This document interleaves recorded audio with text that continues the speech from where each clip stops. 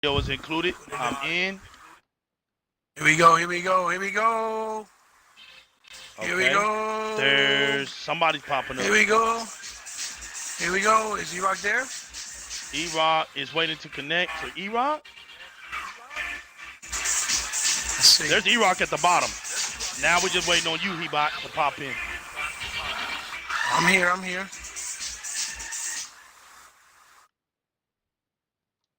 I'm mixing right now. All right, just keep a lookout. I'm sending you an invite. How do we hear? So Pro Throw, if you back up in here, let us know how we sound, baby. He's saying, yes, sir. Yes, sir. He said he can hear all three. That's it. Start it up, baby. Kenny? Yep. Yeah? Go. All right, there we go. There we go. All right, we in here. We in the building. Okay, okay. There we go. There we go. Oh. Yes, yes, yes. We're back. Turn We're your back, volume. ladies and gentlemen. Turn your volume. Hebot, Up, turn. up and down. Whatever that is in the background, turn it down. Yeah, that's on purpose. That's deliberate, baby.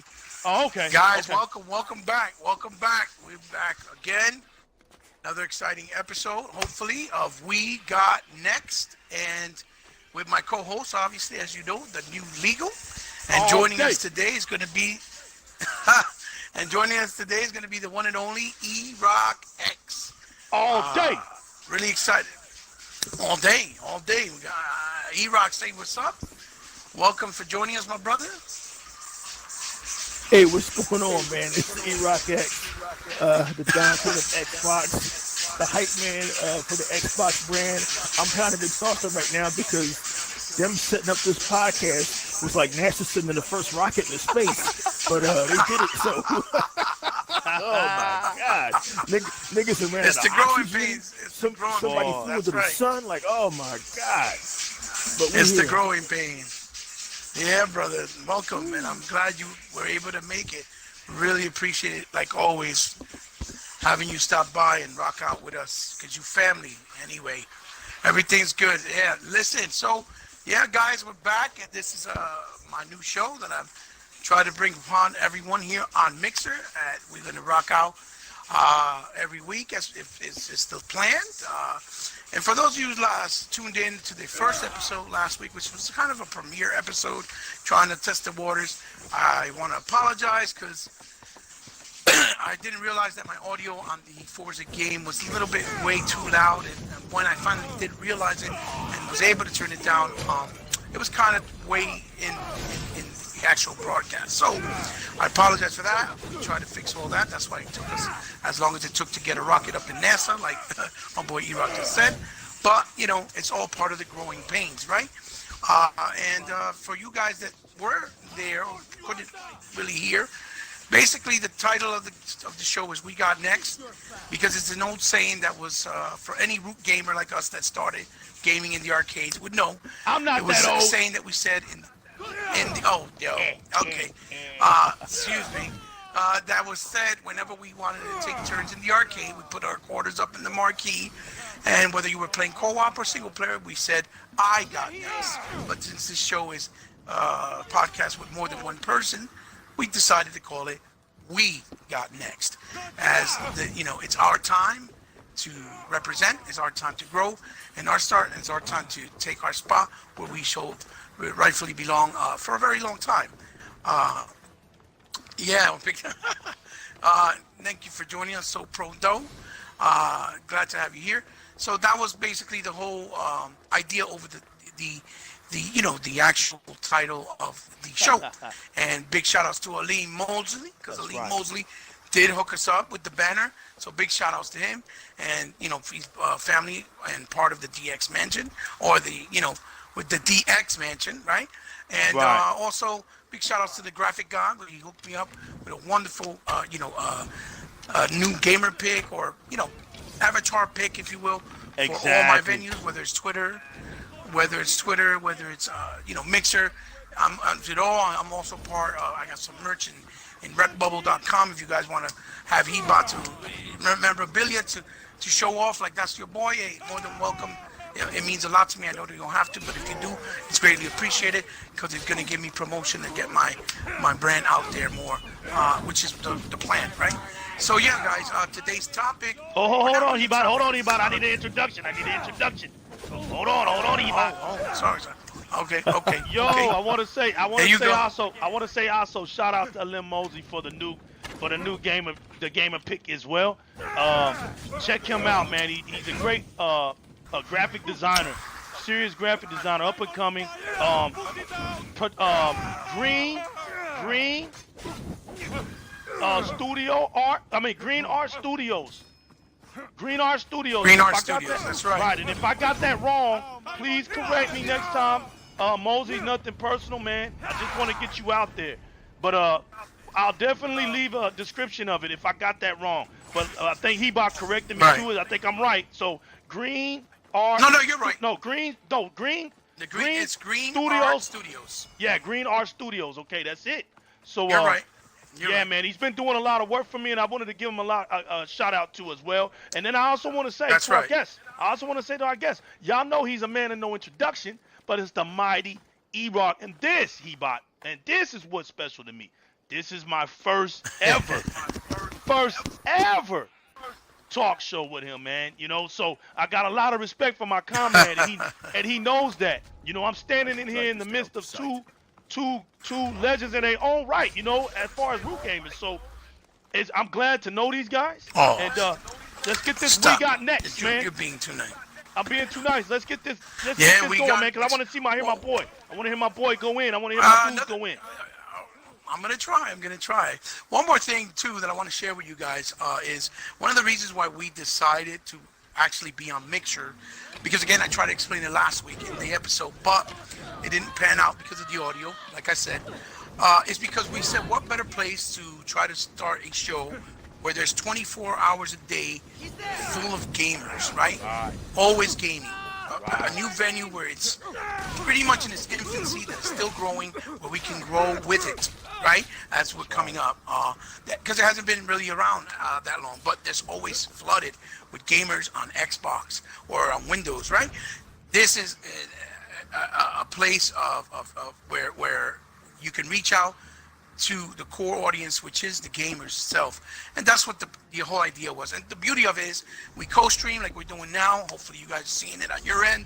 And you'll see my point of view, our guest point of view, or New Legal's point of view. And the best thing about it is at the end of the day, if we want to upload it to our YouTube channels, for those who follow us only on YouTube and don't really know that we're on Mixer, they can go there and also see us there later. We're changing the game, baby. So, that's what, we're trying to change the game. So as you guys know, we had some really, really interesting news come upon us beginning of this week and throughout the week.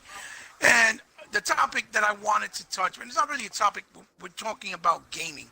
I don't want to call it topics because it sounds too scripted.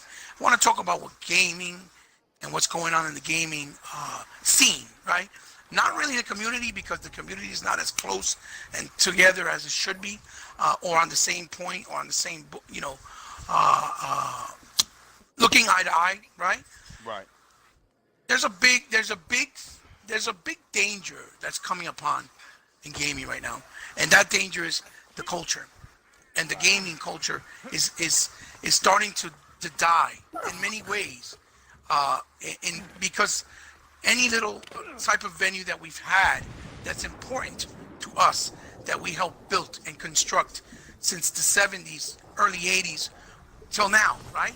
When we were playing Pong in a laundromat, or when we were playing Atari for the very first time, when gaming crashed, to the scene in the arcade, where the arcade is really where social gaming, actually started. We would gather up together, all our friends, all our boys, all together, and we'd have a great time. We'd trade baseball cards. We'd talk about girls. That's right. We'll talk about, we'll eat some snacks right after school. We'll talk about homework, and we'll play games until 8 o'clock, 7 o'clock, and then go home and have our parents killing us for wasting all our money that they gave us for lunch, and we didn't even buy lunch because we try to be slick and waste it on our end of the machine. That's right. And only people that are root gamers that know that life, like me, EROK, and the New Legal, understand this lingo. This is real lingo. This is not, we're talking the talk and we don't walk the walk. We can talk the talk and we also can walk the walk. So it's a very sad state that gaming is in right now, very delicate state, very fine line, because now we have a big dilemma.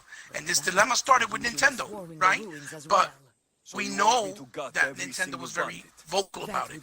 They basically said, can't make it to an E3 venue, right? Because we have a lot of money constraints and issues at the moment, and we need to rebuild and get back to a place where we feel comfortable and that we can afford to be back at E3. Now, E3, we know, is basically the Super Bowl of video games. There's no other way to describe it appropriately, right? And now, the biggest Goliath, right, in perspective-wise, in the gaming scene, is not making it after 21 or 22 years for the first time, which is Sony, right? Right. And it's okay because things happen, right? But my biggest concern is that what I'm seeing is that people are celebrating this like it's a good thing. E3 is irrelevant. We don't really need it. Sony can do this stuff on their own. Sony don't need to be wasting money on this. But you're missing the point. The audience, the gamers, are missing the point. It's not about them being there because they're trying to be more of a business aspect, right? Like people are trying to make it sound like when Sony does a show, it's only for Sony. When Xbox does a show, it's only for Xbox. When Nintendo does a show, it's only for Nintendo. When E3 comes around, it's for gaming. It's for the culture of gaming. Right. It's everything. It's the Pentecost. It's the Pentecost of the gaming industry. It's nothing new. Absolutely. It's like the Olympics. Absolutely. It's been like the Day of Harvest. Absolutely. These things is ancient. The world has always been able to put aside the differences and come together for an event. The world has been doing that since the beginning of time. So E3 is the Day of Pentecost for gaming. Where are you when you miss out? Where are you? That's right. That's the question. Where are you? That's right. And here's the thing, people, that you gotta have to understand. Any real gamer like us here on this panel today knows and understands that without E3, this gaming culture or hobby would have never been so world mass marketed the way it is today. It wouldn't have been as big as it is today because E3 is the exposure for all the creators, all the creativity, and everything that's coming down the road in the future, whether it's 1 year, 2 years apart, it doesn't matter. The significance of E3 is if we lose E3, gaming is basically going to come to a point where it might go into a crash again, and it might become just plain irrelevant. And the only thing that would matter is if you follow a certain distinct company. It's not going to be a cohesive thing, which is what it is right now. Gaming is very social. So for anyone to say that that's not important or not an important venue, you're really not thinking like a gamer and from the heart and love the gaming industry the way you should. So, guys, you heard what I had to say. Okay, I know you guys are from my era as well. And even further, you have your own personal feelings and personal thoughts, and I'm pretty sure you're going to elaborate very well. So what I want to do is, because EROK joined us today, EROK, I'm going to give you the floor, and you tell me, my brother, what do you feel about this announcement, and how do you look at it? Do you agree with what I'm saying, or understand where I'm coming from, or do you have a whole total different perspective yourself and thought that you can share with us that maybe we could be like, okay, that kind of makes sense. So, please, EROK, elaborate, my friend. Come on. Hey, first thing first, I want to thank the new legal for that wonderful introduction, man. It means a lot. I'm glad to finally chat with you, brother, because you've been holding it down on Facebook over at the DX Mansion. You've been holding it down for years, man, keeping the Xbox community going, keeping the Xbox brothers strong, and we appreciate you, man. We appreciate you, man, and a lot of thanks for the work in which you and Hebot do. So something like this show we are doing here on Mixer needed to be done. Shout out to all of our brothers out there, man. Shout out to Mr. 100. Shout out to Kaleidoscope. Shout out to everybody from the DI-RREC show, minus the fraud. Shout out to my partners, my brothers from across the pond on the Dragon X podcast. Shout out to the Welsh Gamer. Shout out to Microboxer X. Shout out to really all of our Xbox family. That's right. That's right. And I'm gonna get to Hebot's question for a minute, but the reason why this show needed to be done, and the reason why that introduction did the new legal game was so eloquent and beautiful, I believe from the heart, is because I've been doing YouTube since 2015, man, and really a lot of people that I run into, they're not about gaming. They're not about gaming. They're about getting their YouTube channels over. They're about clicks. And over the last couple of years, we found out who the frauds are, and we found out who's really about this gaming life. I got nothing against anybody that's out there getting a hustle on. That's why I got into YouTube. I got into YouTube to make money, but I'm not going to make money at the expense of my integrity. I'm not going to make money at the expense of being a fraud. If I tell you I've been gaming since the Atari 2600, you better believe it, man. I'm 49 years old, okay? I go back to when you bought the Atari 2600 and you actually bought your copy of Pac-Man, but the Atari came with one free game, Combat. And that's what your ass was rocking. We're not buying minis. We're not buying mini versions of them. We had the real versions. So we go back to the ColecoVision, back when Donkey Kong launched with that console, and you had to have a color TV to play ColecoVision. I mean, we've been there, man. The crash of 1983. After that, I stopped gaming. Hebot continued. I didn't rejoin gaming again until 1993. Sega Genesis, Mortal Kombat. So we've been down this road, man, and we were all PlayStation guys and Sega guys especially, and we finally migrated to Xbox because gaming is a journey. Gaming ain't about being a slave to a brand. It's about a journey. And speaking of which, we cannot continue this journey if E3 becomes irrelevant. So people can try to downplay E3 all of a sudden and try to say, well, E3 ain't important anymore. Let me tell you something, man. Long before YouTube and long before any of us really had an idea what this gaming space was, we just bought the games, we bought the consoles, we consumed the content because we were gamers and we loved it. We really didn't understand the significance of the Electronic Games Expo.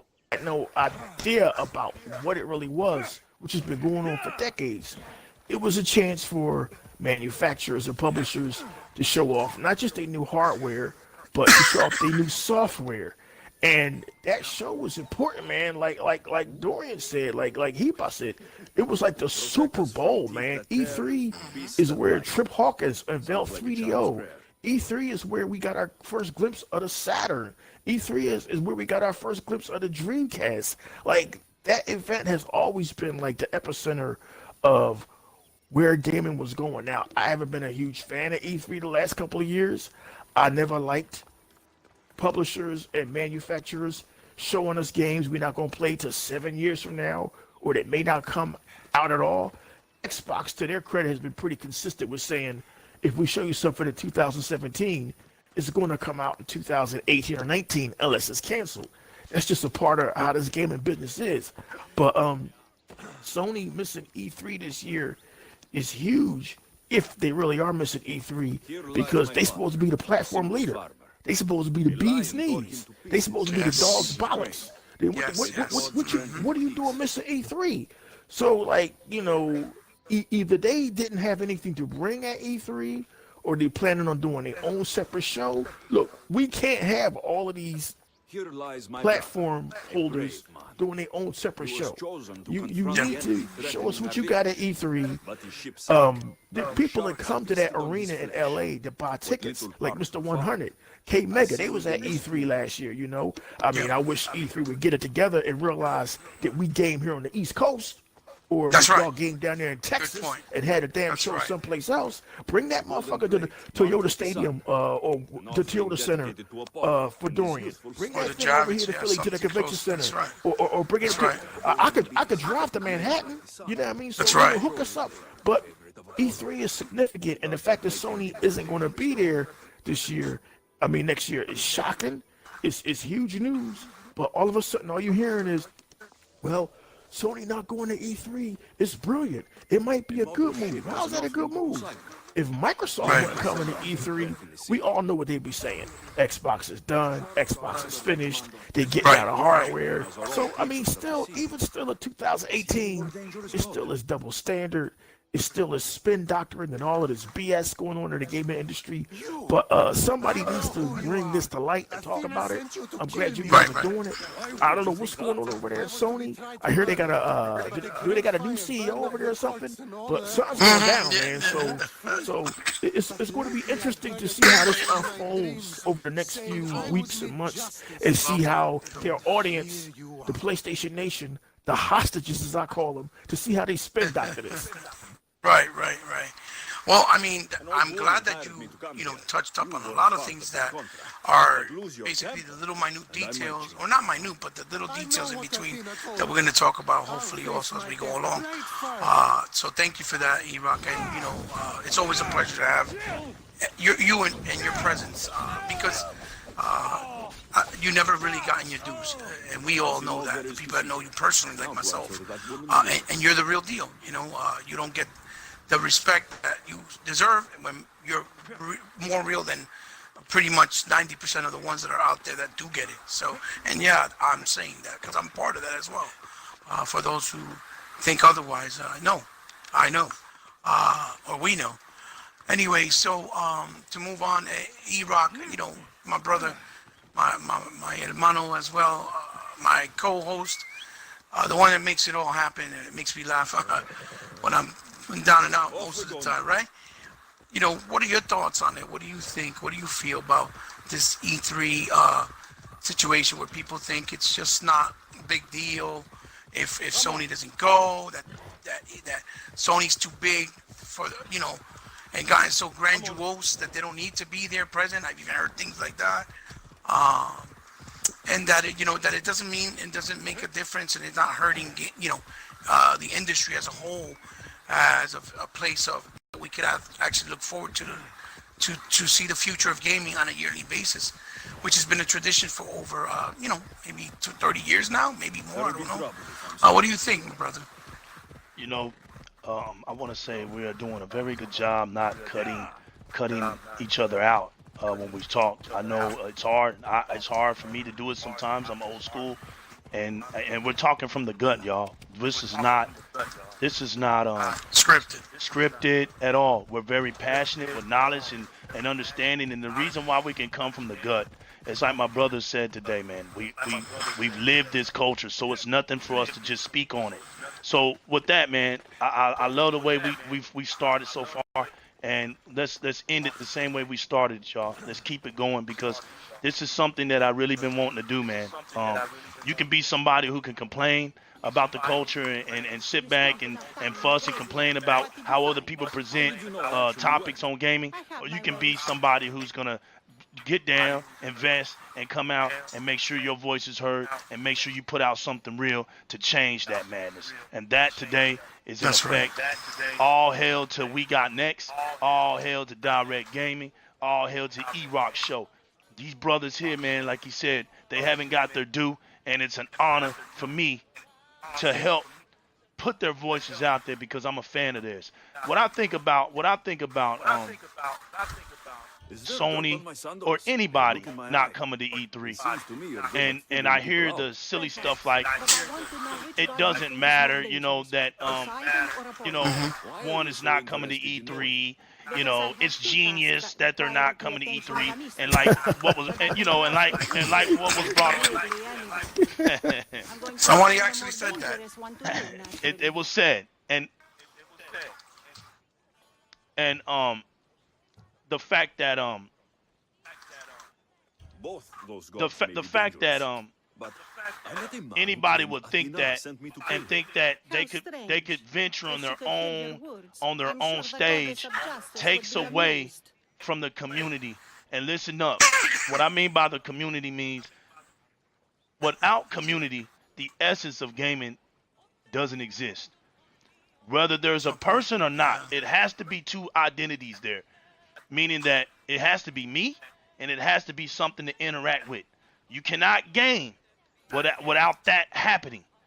The essence is being able to share your gaming. Gaming has never been something that we hide, that we enclose, that we put away in an experience. It's something that we express, kind of like hip hop. You can't have hip hop without the people. You can't have hip hop without the people. So gaming, you cannot have gaming without the people. So when you think that I should come up with an event and isolate myself to bring out my own ventures and stuff, okay, we're not saying that's bad. We're not saying that's bad because you're expanding aside for your company. We get that, and you want to make things more personal with your fans. We get that, but when that's like making that side, it's like going undefeated for a football season. You're 16-0, right? So it's good now. You're selling, the hype is up for your team. People are buying more jerseys. The fans are hyped because all through that season, nobody's been able to beat you. Now, you got the playoffs. People expect you to come and play one game is all you got. And now you get down to the championship. Now let's just say, what if the Super Bowl never happened? How the heck are you going to know who the winner is? How the heck do these commercials come out, E-ROK? There's bigger things that happen on Super Bowl than just the game. Right? All kind of events that come in. All kind of celebrities come in. All kind of companies, they bank on this event. That's the same thing with E3. It's a time where the companies can come together. They can discuss. Oh man, y'all working on this? Oh, we didn't see this, and we're working on that, and this and that. And they talk. They throw out cards. But you know what? The most important thing about it is, it's the fans. E3 is all about these companies giving back to the people who make sure that their companies stay afloat, and that's the consumer. Yes. And the developers as well. When you tell people that you're not going to be there for the Super Bowl event, first of all, then you're not trying to win. Second, winning doesn't really matter to you on a scale of cultural sense. You notice I said cultural sense. Notice I didn't say nothing about console sales or anything. You win in a cultural sense when you go to these events. Look, I'm an Xbox fan. I'm an Xbox fanboy. I don't touch the PlayStation. But you know what? PlayStation goes to E3. I can respect that because PlayStation is part of the gaming culture. I embrace everything about the gaming culture. But the difference is I embrace the right way of it. Yeah, I love the console wars when it's done right. Oh yeah, I love the back and forth when it's done right, and I also love when we when we talk about things and air things out. So yeah, I embrace it all, right? So it doesn't make sense to me to make up the excuses just because we get it, right? Just because you're really upset that your company that you support isn't coming to E3. So now you're gonna say any little thing to make it sound like that's a good thing when you know deep down in your soul that's stupid. It's definitely not gonna help. Right, when you know deep down it's that's definitely stupid. not gonna help for you to pretend. To pretend that way. Exactly. Because if Xbox already doesn't have this. Xbox already doesn't have that. Xbox doesn't do this. Xbox doesn't do that. So what does Xbox do for y'all? Well, Xbox at least comes to E3. Xbox at least puts out three to four times more exclusive content on my console. Xbox now just moved forward with EXO. So now we're going to have our second show on top of E3, on top of Gamescom. They put an effort in. So while I'm investing in my Xbox, being a fanboy, right? Being a good fanboy that I am, Microsoft makes sure that I can maintain my fanboyism. Why? Because they showcase. That's all I want. All I want them to do is showcase so I can continue to be this great fanboy that I am. Yes, sir. Right. Yes, sir. Right. Oh, I'm glad that you touched a lot of good points there because there are a lot of good points that can segue us into other topics that all basically connect and coincide and make a lot of sense. For example, you said the people, right? You said it's about the people. And you know that's one of the most realistic things that you can think of when it comes to gaming because there's only really three venues where people can join together from any culture, from any beliefs, Right. from any sexual preference, from any ethnicity, Right. whether you're girl or boy. There's only a couple of venues that you can actually, actually share that connects us the way that gaming does. And one of them, obviously, is gaming. The second one would be sports, right? And the third would be music, right? Maybe you could even include movies there to a certain extent. Right. But gaming is about the people, like you said. And it's what connects us. It's what makes this whole situation. What the heck? What the hell is that noise? Daggone blower, man. What It's the what- heck is going on here? All right, go ahead. It's what makes all of us connect with this one unique hobby. So I'm glad that you said that, because that's absolutely true.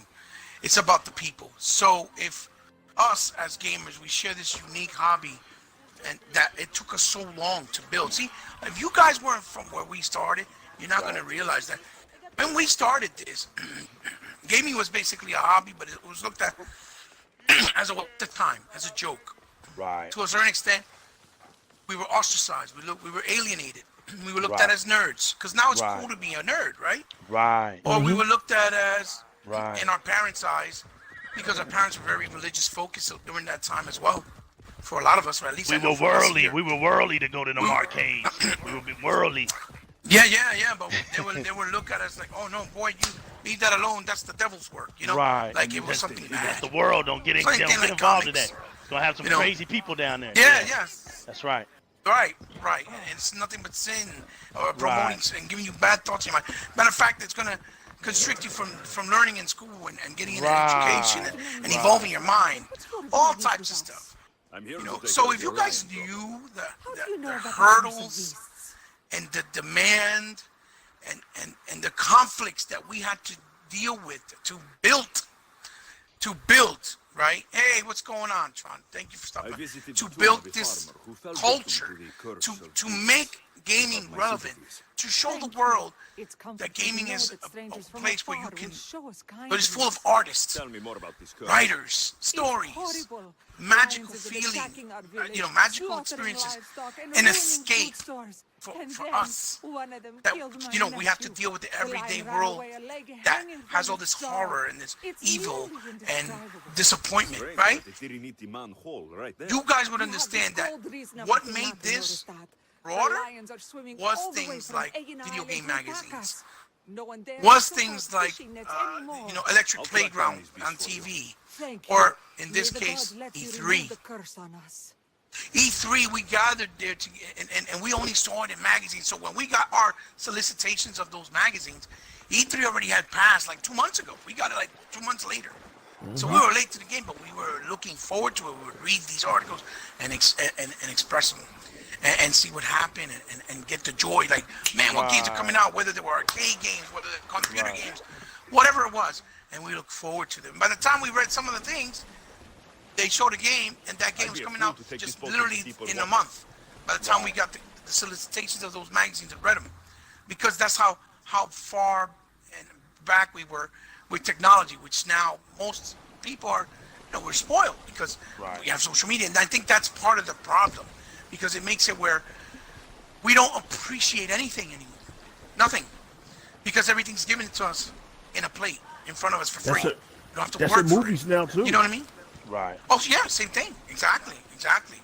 They all coincided and fall in the same bracket. Absolutely. And to be honest, this is what I want to get into about what I think. The real reason why I think Sony's not showing up. Okay? I don't think Sony purposely not going, because it's been over 22 years that they've been consecutively there. I really think it's just a sign that Sony is basically in trouble. And they're trying to wedge their hedges, right? Or how they say that saying. Hedge their bets. I probably said it wrong. Yes, hedge their bets. Because they don't have nothing else to liquidate. They liquidated all their buildings. They liquidated all their businesses. They liquidated all their off menus. The only thing I have left is the movie industry division. But remember, in the movie division, they can share it with other movie divisions. Right. So if they bring out a movie or a project, they can get funded by 2 or 3. That's why when you see a movie from Sony, and then you'll see 3 other movie studios involved. Yeah, you'll see the names. They help fund the project. Right. Right. They help fund the project, and then they split the cost. Obviously, Sony, if they own the property, the bigger, the check or the bigger profit, right? I really think Sony doesn't have enough money to do E3 because their intake, wasn't enough, and they have to finish paying off for the last 4 games that they promised their fans that are really big. Because the other problem is they have a habit of using technology that's expensive for all their games, right? All their games are heavily mocap, right? All their games use movie style camera work and cutscenes and editing, right?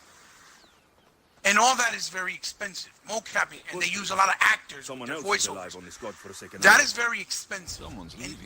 In order for them to finish their games, I think they really had to cut a lot of corners and chop down as much as they could from their funds, especially that they have a new guy taking care of the business over there. In order to finish, Days Gone, Death Stranding, Ghost of Tsushima, and obviously the other one that they're making, Last of Us 2. Now, because they're all big hitters. Now, Hebot, think about it. Think about what you said, and then we'll let EROK jump in on this. Sony has been non-successful with a lot of their items for a very long time. They were doing good with the first PlayStation when it came out. It was a success, but it didn't sell a lot. That was the first key. It didn't sell a lot because when it came out midterm between the Dreamcast and Sega Saturn in an aspect way. It came out right around in Nintendo. It came out after Saturn during the Christmas Nintendo, time. what was it? Sold. Nintendo 64. It was like right. It was in the mid cycles of in the middle part of those consoles. So. To say that, well, it didn't sell right, it was garbage. No, that wasn't the case. The time that it was out, it sold well for them to make part 2, right? Well, part 2 was a galactic success. But it's sold with time, EROK. Remember, it's sold with time because there was no other competition. So it sold well, but with time, and not right off the bat. Right, go ahead. Okay, all right. So, that it saw the PlayStation 2 sold very, very well because it was put together right at a moment that they seized with new innovation. That's the console that I've always will say Sony hit the jackpot with because they combined everything that was good about Sony. I'm not going to sit here in front and say I don't have nothing ever Sony I didn't buy. I just never been into the PlayStation, but Sony makes good surround sound. Speakers, they're good in sound and some good electronics. As a matter of fact, even today, they rebounded off of some of their TVs, their 4K TVs. Some of them, one of them or two of them are like some of the best you can get right now. But the failures is what the subject is. Okay, you look at it after PlayStation 2, right? Sony struggled with PlayStation 3 because I keep trying to tell people Sony does good as long as the technology innovation remains the same. But what do you mean legal? What do you mean legal? Okay, PlayStation 2 was able to have the DVD player. It was able to expand on their CD-ROM. It was able to integrate media aspects within the console. All those things were good, right? Pushing gaming. It was making versatility in consoles, basically. They were making versatility in consoles. Remember, they also had the advantage. One more thing, Dory, not to cut you off. They had the advantage. Hey, what's going on, puppy? They also had the advantage that they were able to, that they had the audience that they gained with the PlayStation 1. So those people migrated over and followed them, obviously. But that DVD was just coming out. It was the big hot thing. Yes, they seized on it, right? They seized on it. And ultimately that market, the graphics aspect too. So we already know what that. I'm We glad already you know joined that. us, Pun. Yo, shout outs to Pun Creek. We know these things. What I want to hit on is the fact that we see those things, but we don't see the struggle. The struggle happened Yeah. once the innovation changed, right? Once the computer side of things wanted to carry on over and integrate with the consoles, now you got to come up with a different type of technology. When Xbox came out and made Live started the new technology run. Now you have an online service. Unlike PlayStation, they didn't have an online service. So now everybody flocked to Xbox and made Xbox succeed. Now, same thing happened to Xbox. Did the Xbox OG put up strong numbers? No. It came in a mid-cycle run. But it was enough to be successful to bring forth the 360. Now watch this. PlayStation 3 came out, right? A few years after the 360. Few years after the 360, right? And what happened, no, maybe a couple of years, I'm sorry, not a few, but about 2 years out. 2 years strong, we would say. About a year and a half, maybe, they come on out. Okay. The technology changed because the 360 was more integrated. It not only had the Blu-ray player, or the CD player, I'm sorry, but it also could do music. You could burn your CDs. The media on it was up to date. It had 1080p. So you see what I'm saying? It had all these features on it. You actually, you could actually. They were up and coming, and fresh and new, even back it then. was fresh, right? It was fresh and new. So now, you're sitting here like, man, wait a minute. Halo 2 came fresh right off of Halo 1, right? Which was an Apple game that came off of what? You guys, the PC. So for the fact that a game that was actually being created on PC was able to succeed like it did on console was huge. You know what I'm saying? Halo was one of the first and the last of its kind. See, then they changed it to console. Yeah. Exactly.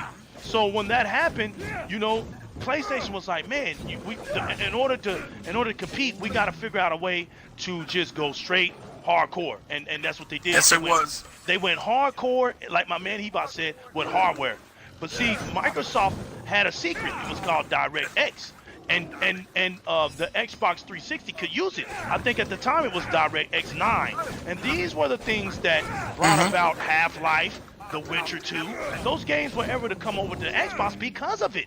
Because they, of course, they used it in their games for the PC, right? So those games were able to, those PC developers were able to experience and put them on the 360 to see if they would sell or not. And once they started to sell, right then and there, the 360 became that console that could integrate, because it was the start of saying, hey, look, if you wanted to, you can make a good PC game, and you know, if you try to come over here and work with us, we can get it over here on the console. Well, you know, it may not run as well, but at least you can bring it to a broader audience, right? It's all about helping. It's all about community, right? It's all about the people. So on the 360, right, you see these games coming out like Crysis. There was a reason why Crysis and all those came out on the Xbox first.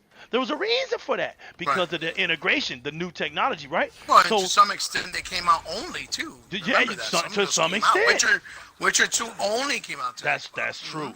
So now you got PlayStation scratching their head, because once they went so hard with that hardware, right, it's expensive. You got to understand, people, that it's money currency flip. I keep trying to tell people that also. You can't look at Sony's money strictly U.S. dollars. They're a Japanese market at the time. So anything that sells over here in the United States has to be flipped. It has to be flipped. You cannot count it as straight U.S. dollars. It's flipped. So we already know that the U.S. dollar is stronger than the yen, people. So when it converts over, when you know, because the United States, they want that export money. So they say, hey, man, we want that export money. You're going to flip it. We want our correct change, basically. We want our correct change. So once that happens, Sony's not going to make that money like you think it is. They got to come up with that correct change. And when that happened, people, the $699 hurt them. So now you got to look at it like this. They had to go back and remake. Think about it. They had to remake another console, a little bit smaller, but they did right by making it a little bit cheaper. But they had to take a lot of their integration out, that what made them great, and now they were lagging behind. So now that they had to shrink things, they had to take a massive hit. The PlayStation 4 comes out. They did the same thing for PlayStation 4. They came out heavy, which they did right. Don't get me wrong. They did right. Remember the PlayStation 4 was the first console they ever created with an actual American Yes, because I was going to get there. Program. The reason, right, Hebot is nailing it, because the reason why they did that was because what people don't understand was while they was in Japan, EROK and Hebot, they needed money. They actually needed money, and the Japanese government was funding money to Sony because there was a giant on the creek, and that giant was called Samsung. The ghost of Sony was already happening. You go and you can read these articles. The people saw it happening. The people there, not us, because we were overseas. We're not seeing it. We're thinking, oh, Sony is just on top. Sony's doing so well, but people there, their credit rating was down ready to jump. Was junk. So now the Japanese government is funding them, and Sony can't never make up the money. So Japanese government said, we're no longer funding you. We're no longer funding you. And what happened, people? This is why I'm telling y'all what happened. What ended up happening because of that was Sony had to come to America. There's no more headquarters in Japan. This is a fact. Go read up on it. There's no more headquarters, so they had to come to Santa Monica and make that their only headquarters. They had to do that, and then while doing that, hear me out. While doing that, they had to shut down and close a lot of stores around the world so that they can get money back into their projects. And once they did that, they created PlayStation VR. They went and did PlayStation View. They did all this creation because they were hoping that somebody would bite on it. Exactly. They did all this massive buying up, hoping that the masses would bite on it. And what happened, people? The PlayStation View failed. PlayStation VR didn't sell like they wanted to. So they got all this stock. The VR, which was tied to the PlayStation Pro, failed as a unit sale. You know, they were trying to sell it together. It failed. What happened this year, y'all? We got notified that the PlayStation Vita failure shut everything down. So y'all gonna tell me that a successful company shuts their stuff down? No. Now they came out, and I'm about to end it. Now they finally came out and told us here recently that they are going to go into a 3-year financial debt, try to figure out how to consolidate or whatever. Construct their money and try to, and so it adds up. Once we saw that, look what they said to this E3. We're trying to figure out ways that we can come up with solutions in our gaming field that will appease for our fans. There you go. I'm done. Go ahead, EROK. Yeah. Well, real it quick, all makes sense. Well, I'm glad that you broke that and you gave that whole tile of analysis, because regardless whether you guys agree with it being how you call it coincide with the topic, it really does, because this has been going on with Sony behind closed doors, and if you follow their stocks and their business, you'll see it. As a matter of fact, after they announced that they weren't going to E3, their stocks went down. Their shares, they went really down. It plummeted. I think by a lot. One of their biggest shareholders owns 44 million in shares, and they lost 85 cents per dollar, and I think that's a $33 million loss in their 44 million shares. So they only have 9 million now, or 8, something like that, or 10, something like that. So that's how big of a drastic thing it was. But it connects to get to EROK's point of view and perspective. Basically, what we're trying to say here, ladies and gentlemen, is that the reason for E3, right, for Sony not showing up, I don't think it's because they are being arrogant, and I'm not damage controlling for them. I'm just trying to be realistic and thinking like an adult about this. With what we've seen through the years with their company, is because they're really hurting right now. So they have to concentrate on those games, and plus to pay for R&D, for a new console, because they have to make a PS5 to continue from the success of PS4. It's a given.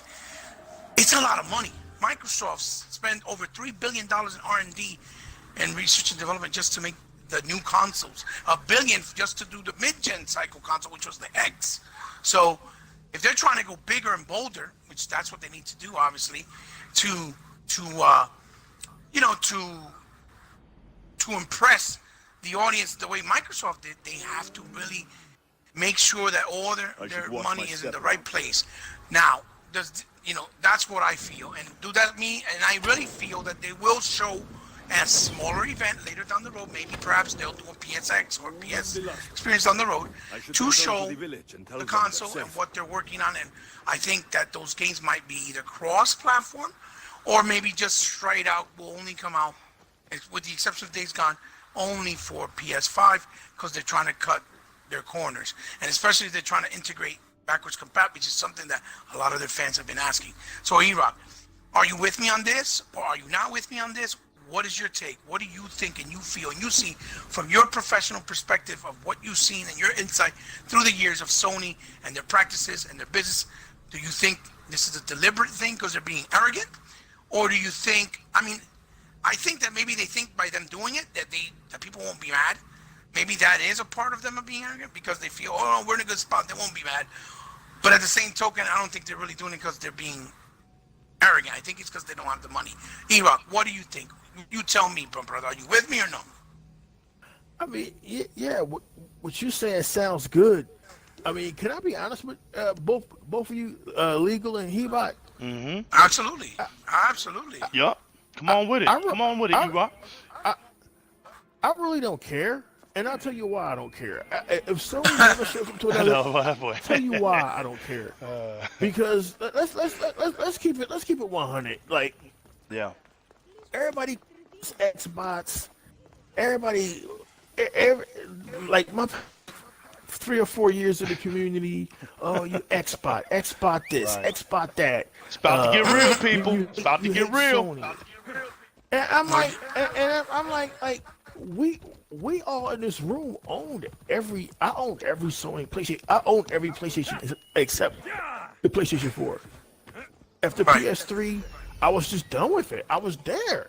I bought a PlayStation 3 to a company to complement my Xbox 360.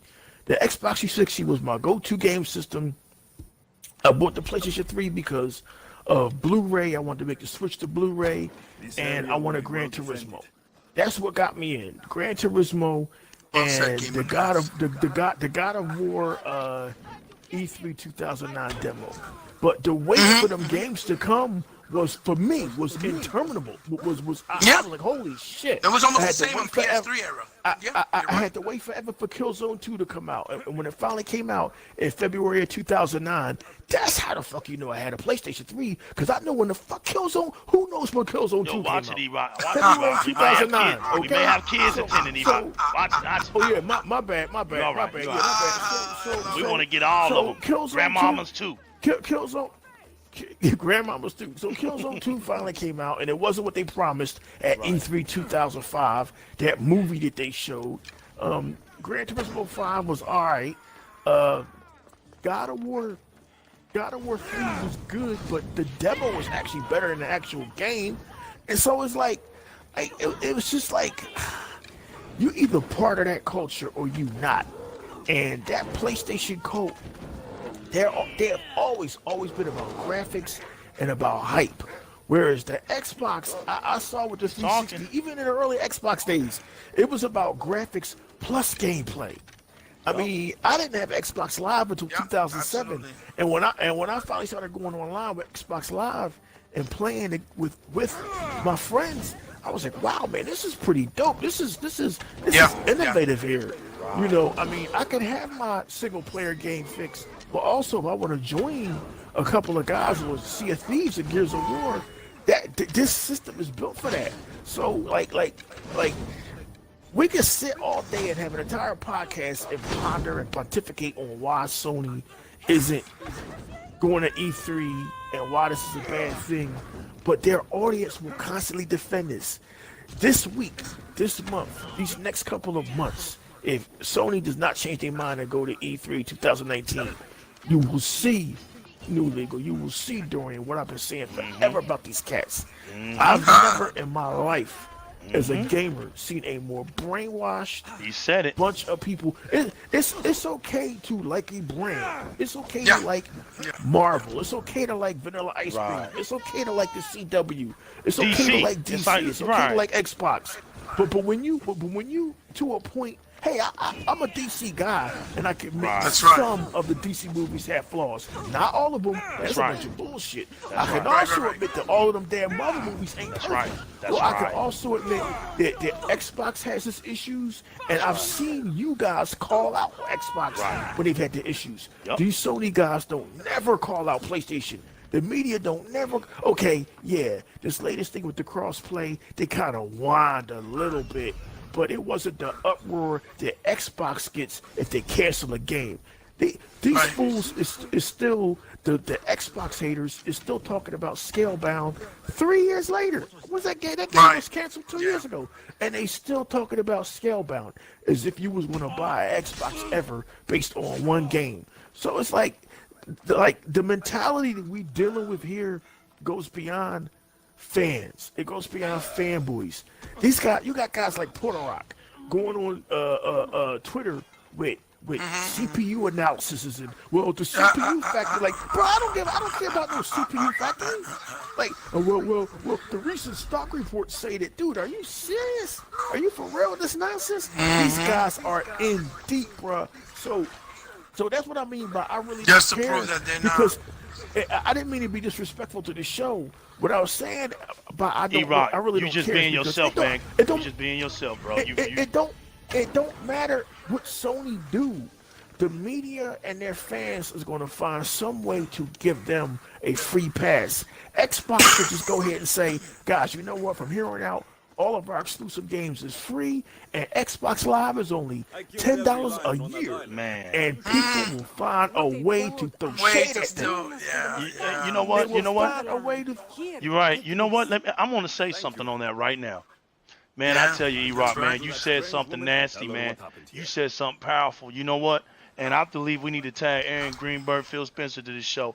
If somebody on the Xbox corporate side's got to hear that. Because let me tell you something right now. I don't know how many years Sony went with that free online. And a lot of y'all, casuals, and bro, it's casuals all day over there, right? But a lot of them, the only reason they would not play the Xbox, and I'm here to tell y'all this, and I'm talking to Aaron, Phil, Mike Ybarra, Matt Booty, all of you guys, the whole Xbox team that we don't know. The main reason they didn't even touch an Xbox, they didn't even want to touch it, is because they had to reach in their pocket. These fans are not. These fans are not the kind to reach in their pockets. In order to, and you want to, and look, people did that, yeah. right? And I'm not here to say that you do things because you want to grab people to gravitate over to your system. That's not what I'm saying. But what I'm saying is you got to understand something. If your sales numbers is never as high as Sony's, right? When it comes to consoles, this has a lot to do with it. Now, it doesn't work now, does it? Look at the clues. Look at the clues, E-Rock and Hebot. Eventually, what happened? That price had to come. That 60 a year had to come. No longer does Rob look stupid anymore. So look, No, Aaron they didn't even Greenberg. acknowledge it. They Look, just said, Xbox team. If Xbox been Right. doing it, it's Well- fine. well, That's here's how they it was a you know, sign. accepted it. In other words, It was a sign of the times of what I was talking about, people. Sony needs money. You could no longer say, look, we're applying this free internet service, because you got to understand something. They were hiding behind PSN with all PSN covers. It doesn't just cover Sony's PlayStation people. You get in the real tonight. It covers their TVs. It covers their computers when they had it, when the files were out. It covered PlayStation. It covered their devices.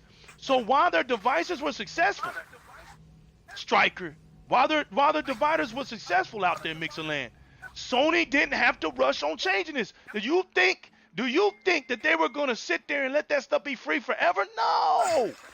Anybody in their right That's the mind knew that. perception, too. But what happened was they put too many rocks in the same basket, and the value started falling. they also, to be honest and to be they didn't have a choice not to put it free because Xbox was way ahead of the game anyway with Xbox Live. Well, the thing You know what is, I mean? they had the people were happy shaky, with it, you know what I they mean? had the shaky foundation on the gaming side because they didn't invest in anybody. It's not that the PSN has to be garbage, man. It's simply like EROK. It's simply because they want it to be garbage. It's Sony's want it to be garbage because they don't.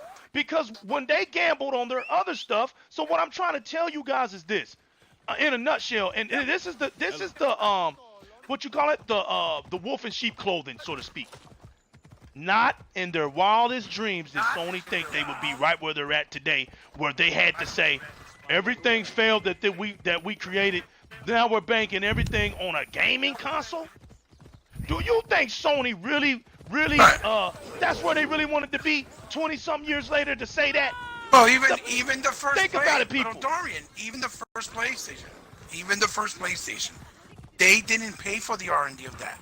That was Nintendo. Wow. And the only thing was when the guy left because he was working behind their back without knowing, right? When the guy left, he had all read about the this. schematics, and all the blueprints. He had all the blueprints, and he convinced, and they owned them. They took him down in position. They took him down from that position he was and put him in the music division. And he had to keep fighting with the executive to convince him, look, this is free for us to just get in. All we have to do is patent a different name, change it, and put our name on it. That's right, man. The work is done. The work is done, and this is how it is. And they added a small 3D And it was chip. easy to They them. had, It was easy. silicone graphics. That's right. And that was it. It was a done deal. And that's how they got in. They didn't pay for the R&D. They didn't pay for none of that. Nah. You know what I mean? They just did it. They juked And a lot of people Nintendo. don't know that. That's right. They don't. But you're gonna know it tonight. It was going to be called the Nintendo PlayStation. But you're gonna know it tonight. It was going to be called the Nintendo PlayStation. That's right. But you're gonna learn something tonight. I have nearly no doubt you could do that. Oh, I will. My That's question the is, idea, right? That's the But point. talking fairly and talking realistically. So I guess what I'm gathering from what you were saying, EROK, is you feel that even if they don't show up, you feel it'll be good for the industry as a whole because the bullshit, for lack of a better term, will kind of have to end and stop. They'll have to stop their methods and their ways, right? That's what I'm gathering, what you're feeling. Oh no! Well, the bullshit is never going to stop. I mean, if they don't gain ground, they got to change something. You know what I'm trying to say? Who, Sony? Thank you. Yeah. Listen, if they don't they- gain ground, like meaning if they stay in the hole, they're gonna have to do something different, you know? Or if not, they're not gonna Here's the- exist no more. Here's the perception. Okay, the perception is I'll see that the truth of this island. Sony Good. is making all of this money, and yes, they're making a lot of gaming revenue off of the PlayStation 4. But that's basically their only real division right now.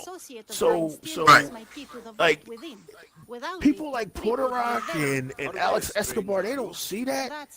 All they see is that PlayStation's beating Xbox. That's all that matters for them. That's all that matters for them. They can have their little console war. It don't matter that this company as a whole may not exist in 10 years. Sony. That doesn't They don't matter. understand the particulars, how it actually works, right? So if they don't make it to E3, there'll be podcasts telling everybody who will listen why this is a good thing, and Microsoft is living in the past by going to E3, and this E3 2019, Microsoft has an excellent opportunity to one show off this supposed diskless Xbox One, and they have an opportunity to just, because next year all the Xbox's heavy hitters is coming out. Right. You know, that's how it works in this game cycle. And we understand it, right? And we get it, right? We understand why you're saying it's a genius move, and it's because and you bring up the numbers. You can't get out of the console sales. Oh, we got 84, but you sound stupid on that because no, people, no. Sony did not sell 84 million consoles to your households. No, it went to retail because if it went in your households, they would not be skipping E3. They would not be talking about. Because they don't count. It does not count. Because they don't count what's traded back in. You know how many consoles get traded back in all the time? A bunch. Oh my goodness, man. So we're off that subject, right? Because it's too dumb to even. We're not even gonna go down that lane to even explain that dumbness. If you just don't know that, basically, if you just don't know that, then you just don't know that. Okay?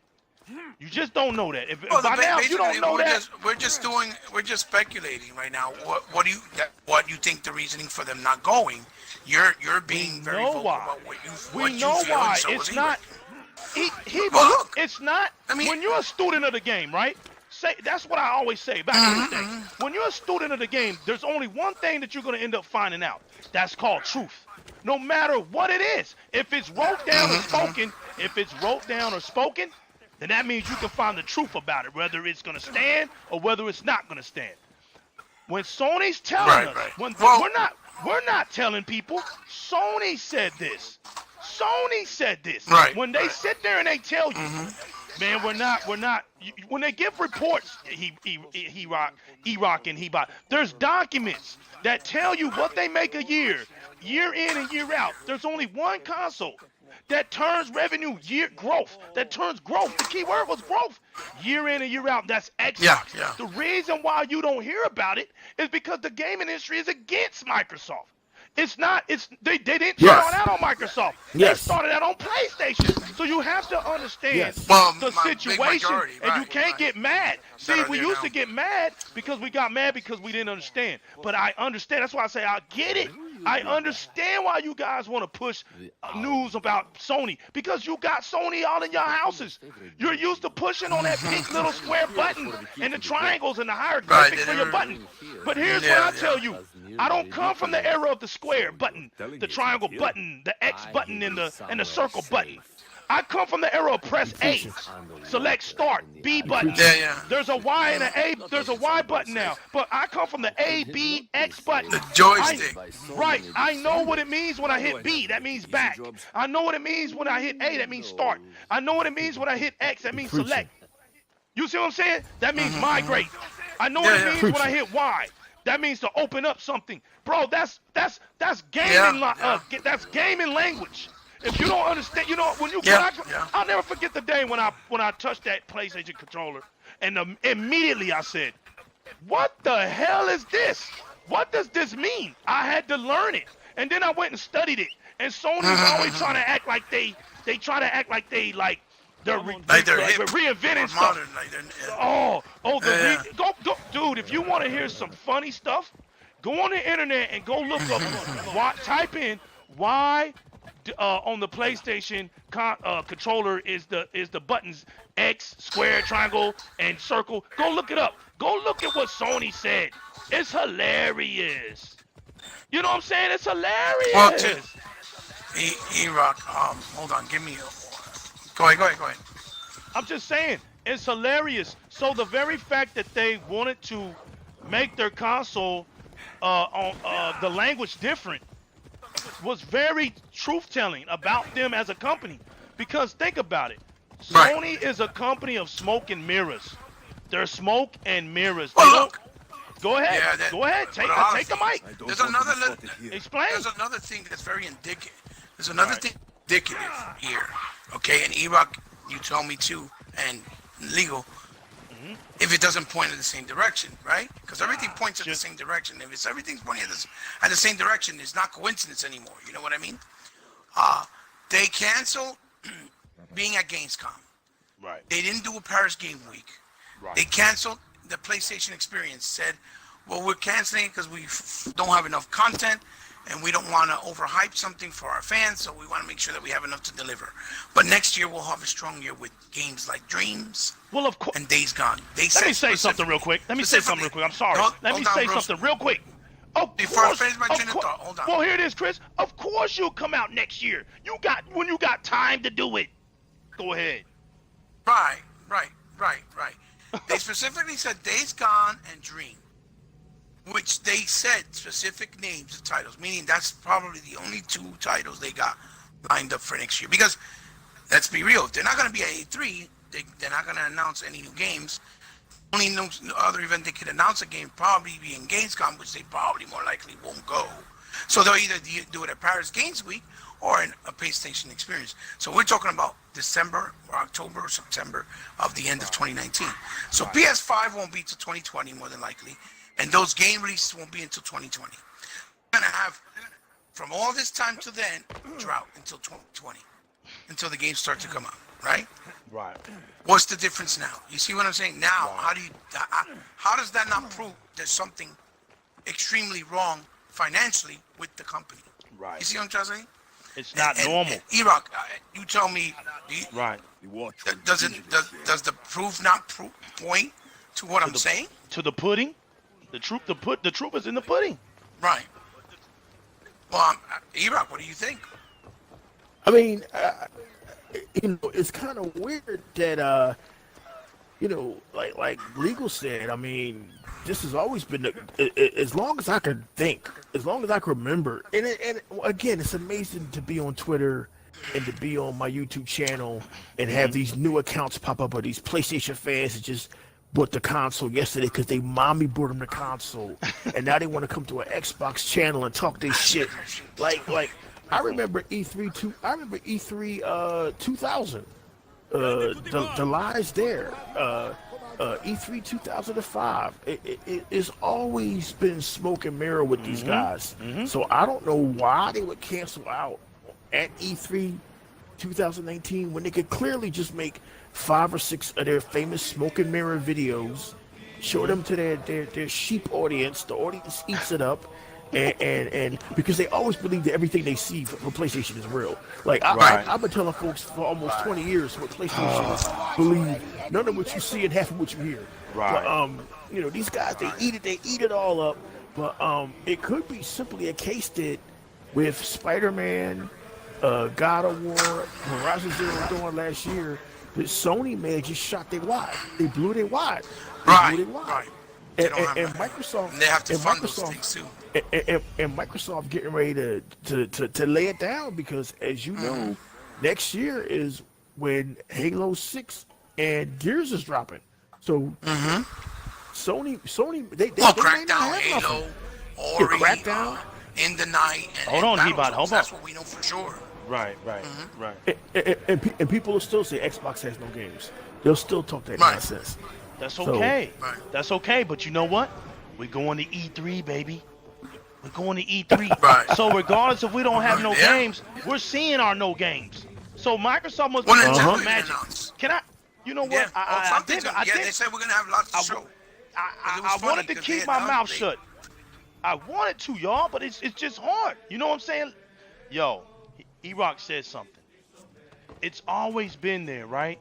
But when the proof is in the pudding, when you don't show, right? You didn't come to E3.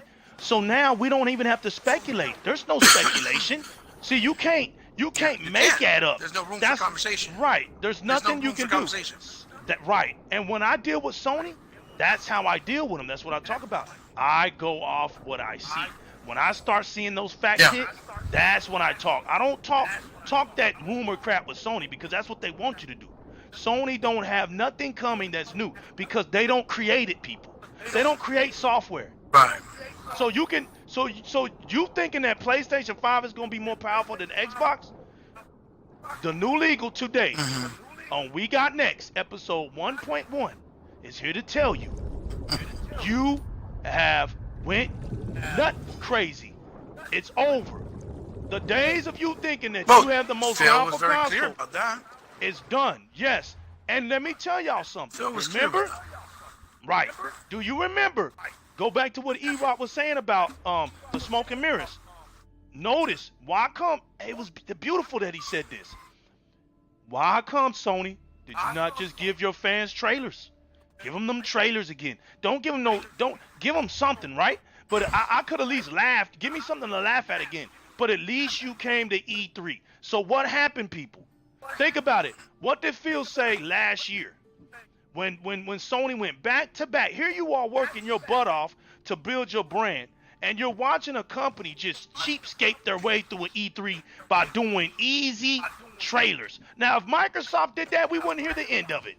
Man, they didn't show no gameplay. All they showed, so Phil finally spoke Well, they on did it.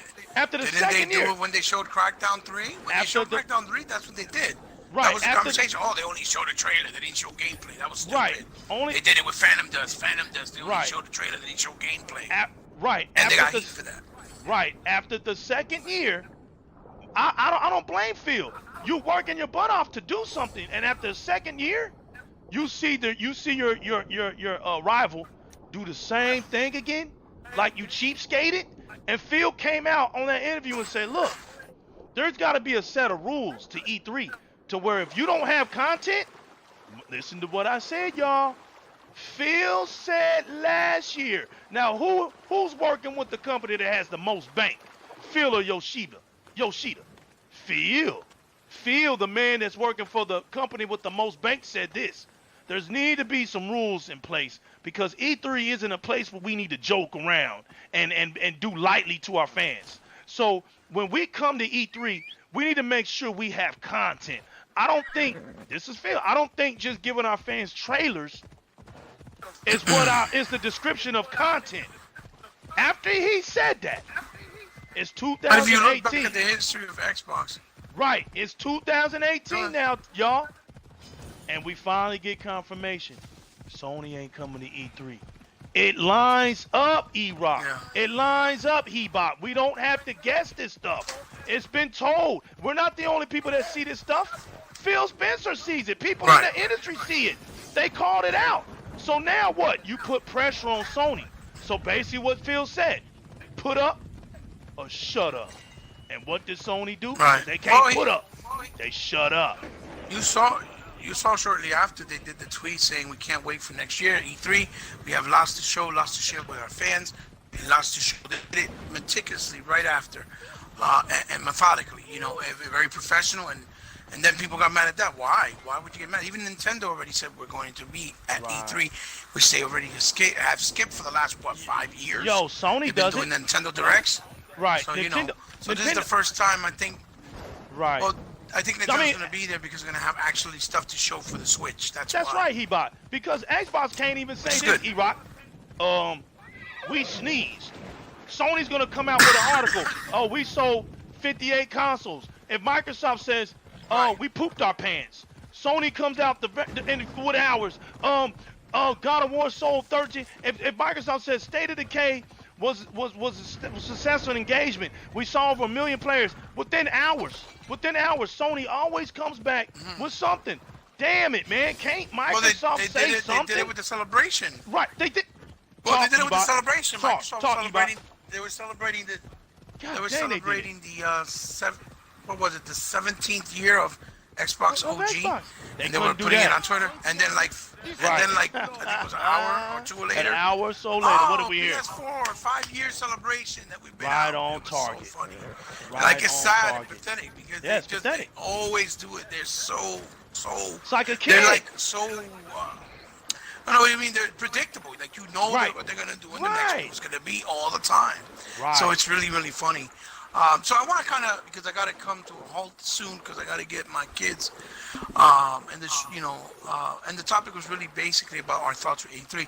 But I want to talk about one last thing is one of the things that came out of all this that's bothering me is how I see a lot of people that are so-called gamers, so-called Xbox enthusiasts, so-called Nintendo, whatever, and they're actually celebrating this. They're saying, "Oh, that's great. That's better." Right. So what if E3 goes? So what if E3 dies?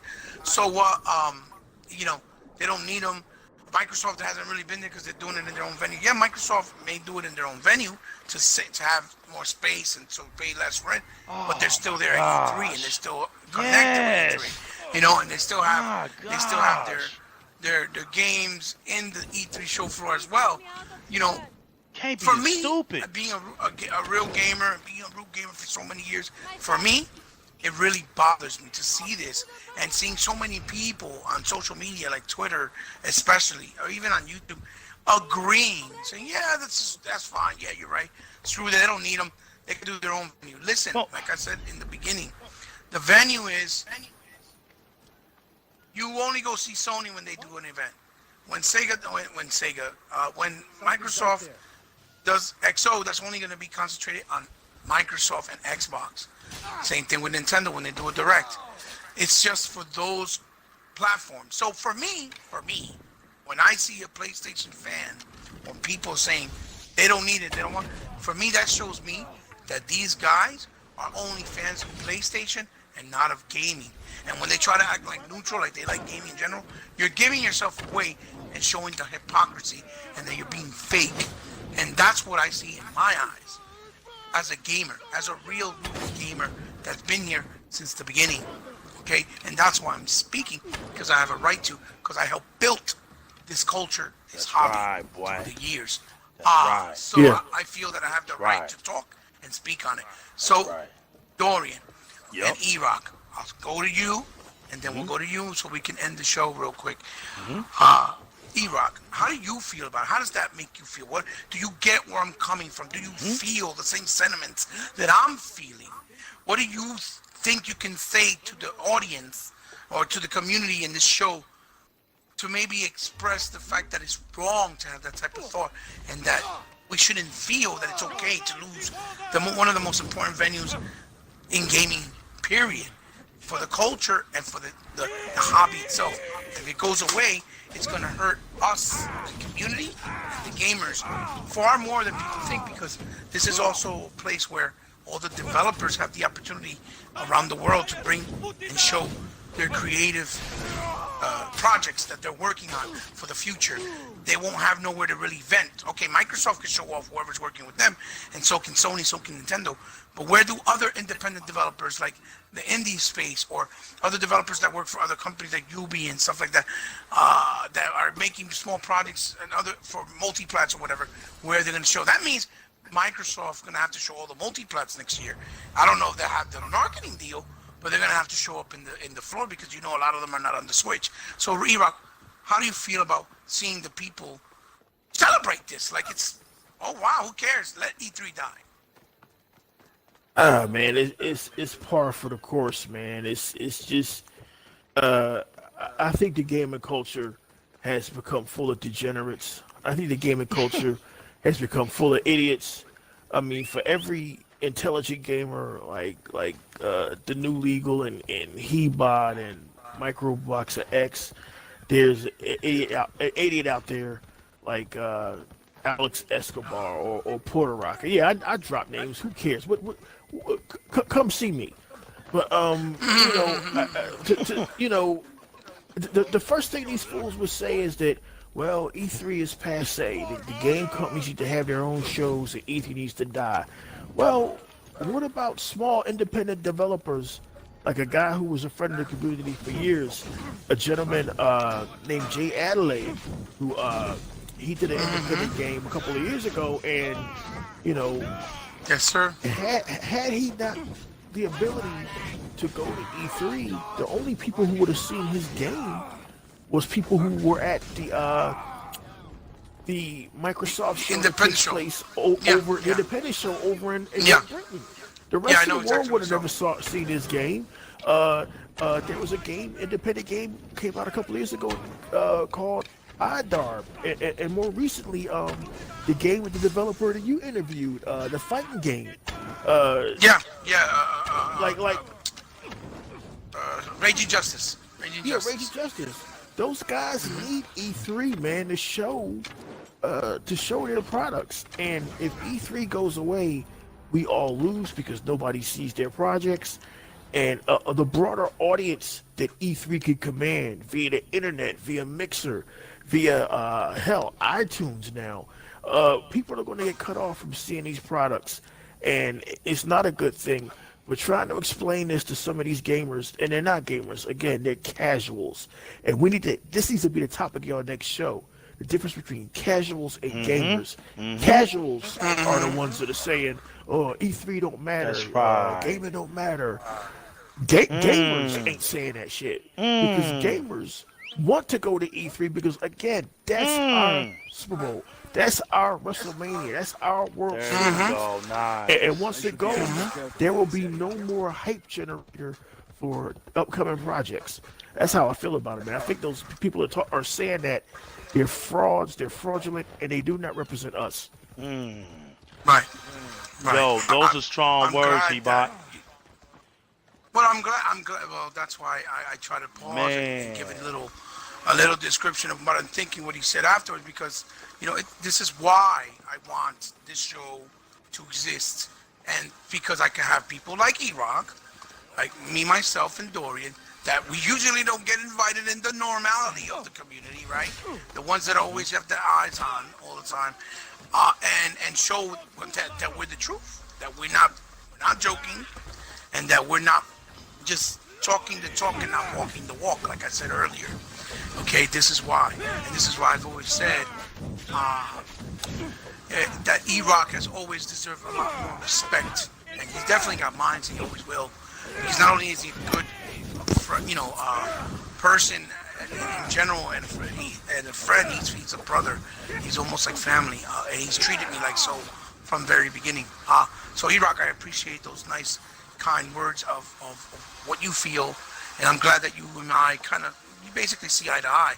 Now, Dorian, I know it's without having to question you. I pretty much know where you're going to come from with this, but the audience needs to hear you. What do you think, brother? How does that make you feel when you see this type of ignorance, right? And sad, because it shows that gaming is in a sad state right now, because the casuals are outdoing the ones who actually care, the hardcore. How does it make you feel, my friend? How does that make you feel about this nonsense? I'm gonna tell you. I'm gonna tell you, man. For the first time, I think I heard somebody say it better than me. And I'm here to admit Absolutely unlimited. I can't believe what I just heard come out of EROK's mouth. Because I've been saying it, but I said it in a different way. I've always metaphor like rap, right? Bro, great minds think alike. Remember that. I always refer to this culture. And y'all hear me. I always say there's levels to this stuff. I'm sick and tired of people trying to make yourself equal to me as a gamer simply because you don't put in the work like me as a gamer. You gotta understand, it's not reality. When I went to go play basketball, I'm a legend where I'm from. If you're not a legend where you from, you can't speak what I speak. No, I'm not gonna sit there and let you think that you was hooping when you wasn't hooping. When you was on the bench, if you warmed up the bench, then you say you warmed up the bench. That's reality. Even though we both love basketball, but being real. But be real about it. Don't sit here and knock people down like me or Hebot or EROK who puts in time. Now look, all of us put in different time, but you don't. Well, and what I'm saying is, those that don't put in different time, they're humble enough to not act like it, like my man Hebot is saying. So the fact that they don't act like it, they still get credit from me. I will still support them and back them up. Now, there's a difference, and my man said it tonight. Look, there's two types of cultures in the gaming industry, just like there's two types of cultures in hip-hop. Yes, hip-hop equals gaming. Rapping equals music. MC equals music. There's a difference between a rapper and an MC. The MC cares about the culture. He's always going to be there to push forth the culture. The rapper isn't. The rapper is for the taking of now. Well, what can I get out of it right now? And I'm out of it. The casual is that kind of person. I don't care about the culture. You hear him. I don't care about that. And I don't care about that. Well, dude, if you don't care about that, why are you here? Why are you in my world, on my platform, talking mess about games? Why you have something to say? Right. There you go. The bottom line is this. Why do you have something to say if you don't care? If you don't care, you just told on yourself. See, the thing is, man, you guys ain't wise enough to understand. You don't make us mad. We laugh at you guys. Because we already been through this talk. In our day, you came to the arcade as a casual, you left going home feeling bad about yourself. Right. You went home feeling bad about yourself. Yeah, in our era, there was a such thing as real bullies. Bullies retired after the 5th grade because you either got jumped or you realized, man, I'm not popular anymore. So for you to have bullies today in college, y'all got bullies in the 12th grade, says something about your generation. It says something about you as a person. Because ain't nobody bullying me. I'm a grown man. You can't bully me. So you don't hurt me texting stuff online. That tickles me. Those words don't do nothing to people like me. Dude, come on. That's right. Do you really think that? That's your There is an generation. island Social spanned with media clouds of was Yeah. created where the so earth you dudes blazes can be with fire. tough on a It's called the keyboard. Foundry There was no Acquisitions. social media in No, our day. why You they, get what why I'm they, saying? why You they get hide smacked the behind a heck keyboard? up They don't running realize your it. mouth around us. You get smacked up. Dorian, It's to not add nearly to the what you're only saying really treasure there. fast, while they hide can behind a keep anything keyboard, else you they don't find. realize we All came right. where we were there I'll go to face the to island face, and find me and a whoever got Right. stupid got smacked. You That's got how it smacked. was. Go ahead. You I'm got sorry. smacked and chased home. So you learned how to talk. Yeah. You learned how to talk. You learned how to be around. Look, if you didn't like a game, Learn you to stay just your kept your lane, mouth too. up. You didn't come in that arcade saying, man, this game is garbage, and you see 4 or 5 people playing it. They would turn around and say, what did you say? First they ask you, just in case. They was like, well, maybe we didn't hear this dummy right. Coming up in here desecrating where we at. So you desecrating where we at as arcade fans. Coming up here and saying a game that looks garbage or is trash, that people actually putting. See, here's the key about the arcade. You actually put money into those machines. So we didn't have time for Those people were the like film you. microtransactions shit. Right. We were doing microtransactions Think about before it. they were called microtransactions. We were living That's that. right. So now, goes back to EROK. Because there's two cultures. Dollar per fucking stage. Right. Because there's two cultures.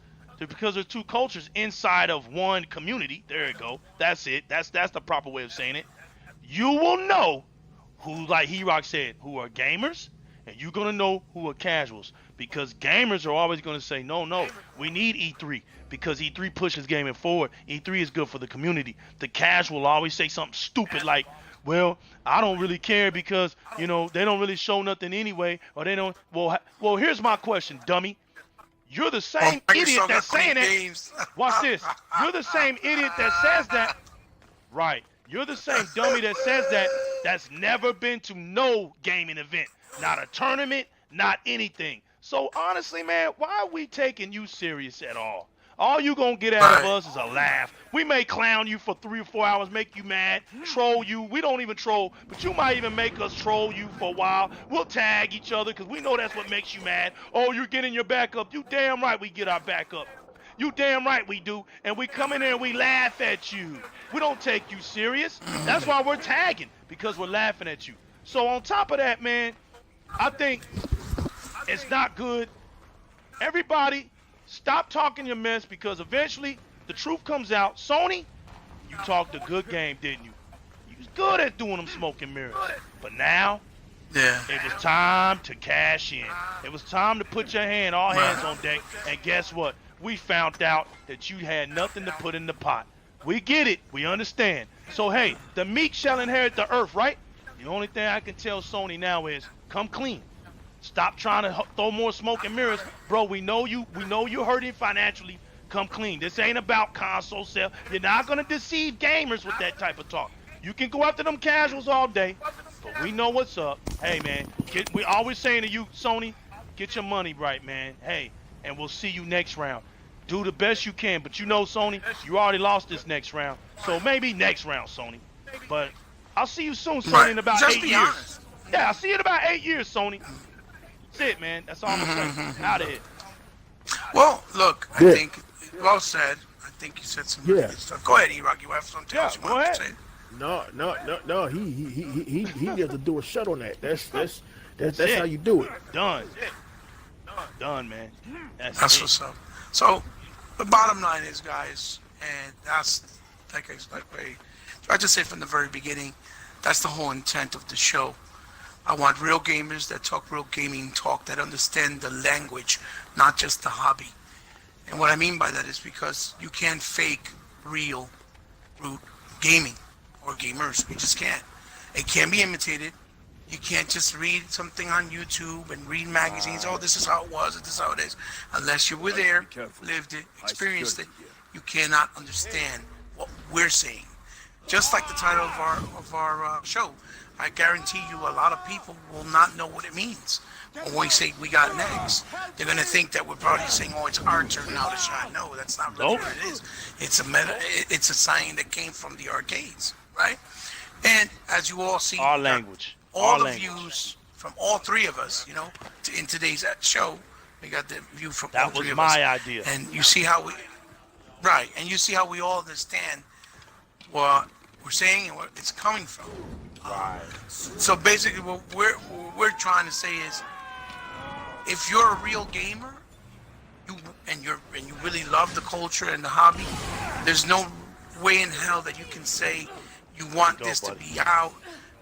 There's no way in the world that you can say I'm a fan of this, but not admit that something's wrong. There's no way in the world that you can say that Sony's better and bigger than E3 when E3's what made them and made everybody else in the industry. Period. And that's the difference between the fakes, the phonies, and the frauds. Cronies, right? The cronies, the suckers, cronies, lames. That's the difference between those type of people in the community. Yeah, go ahead, Ebro. If you was a real gamer, you would be talking that bullshit, talking about something. I don't need backwards compatibility. I don't want to play old That's games. the difference. Then Right. Send the language. Then why is Crash Bandicoot Insane Trilogy one of your top selling games of all time, and it's a PlayStation 1 game? You see, the difference is this: you can't fool the real gamer. You can't fool the real gamer because we're gonna give you that report. We're gonna give it. We're gonna laugh at you first, and then we're gonna slap you with that article and say, "Now answer me that." Well, go ahead, E-Rock. Go ahead. See, they will never have the new legal on broadband bullies. Boy, if me, I've been there. That's light work, dude. It'll be a wrap. That's It'll be light a work. wrap. That ain't even. That's laughter. It'll That's be just comedy. It'll be a wrap. That's just comedy, At this man. point, That's not. Look, man. That's not. we threats. wouldn't even That's waste just a our good time. Yeah, that's just a good time. Yeah. That's a comedy show that I'm not. Look, look, E-Rock, and I'm not talking bad about nobody because look, I done been in groups, and here's my thing. I'm not you, E-Rock, right? So I don't have to mention people because they're not important to me. I only mention people that are important to me. Unlike you, E-Rock. I got you. But hold on. But this is a testament to E-Rock. E-Rock's calling y'all out because E-Rock's been calling y'all out. E-Rock's not gonna be fake on this show, on his show, or anybody else. That's right. So we're not telling E-Rock to be quiet when he's being real, when he's actually doing something. That's right. All we're telling E-Rock is, hey, watch your language. You know, we're trying to keep it, because we understand you. Well, no, it ain't just that. It's that look, when I talk gaming, and as long as I've been in these gaming streets, it's the one thing, y'all, that I hold sacred, and it's the one thing where I feel like I put on my business suit, and it's time to go professional. It's my ESPN moment. These are my ESPN moments. That's beautiful. You can't just say anything on the air just because I want to. No, I want to make people see the seriousness that I have for this gaming. And look, it reflects. Gaming is not something that I should hide. Y'all talking about, you weak cronies came at me asking me for my gamer tag. Like, really? I didn't even realize that was a part of a aspect within a gamer like me, because a gamer score doesn't exist in my library. You just told on yourself. I don't come from the gamer score. I come from the high score. A gamer score does. I come from the high score era. Doesn't even exist So you didn't even talk. History, a gamer score doesn't exist. Didn't even exist. That's something that came out in the 2000 era, dummy. You came talking to me with some 2000 hieroglyphics. I didn't understand that because I'm from the ancient of days. I'm from the days where you left your initials. You left your initials around, so you wasn't scared to leave something there for somebody to see. And they knew who you were when you saw those initials. They knew who you was, bro. Yeah, that's right. That's right. That's You're how it not was, known yeah. for That's gaming. right. That's Stop fronting. I'm known for gaming. I can put you in my car, take you to places. Yo, last night I was just talking to my teacher. Who taught y'all how to game? You didn't just become a gamer. You ought to be taught. I got a son that's 7 years old, and will probably knock a lot of you idiots out on Gears of War. My little son will do it to you. But who you think taught him? A king of Gears of Wars like me. Y'all ain't gonna step to me with no Gears of War. Y'all gonna go play a kiddie game. Now y'all might beat me on Mario Kart, something like that. But come to this grown man stuff, you come at me with some Gears of War, some Halo, some Forza, I'm gonna embarrass you. How you gonna talk Xbox when you suck at the 3 games that make Xbox? You suck at them, but you gonna talk Xbox? You're not fooling nobody. You don't play them, you can't fooling talk yourself. about it. Right. You're not fooling me. You're fooling yourself. So you see what I'm saying? So it's not. It's like this, E-Rock. It's just comedy to me, man. That would be like going to a comedy show, sitting in the front seat, and I'm bored.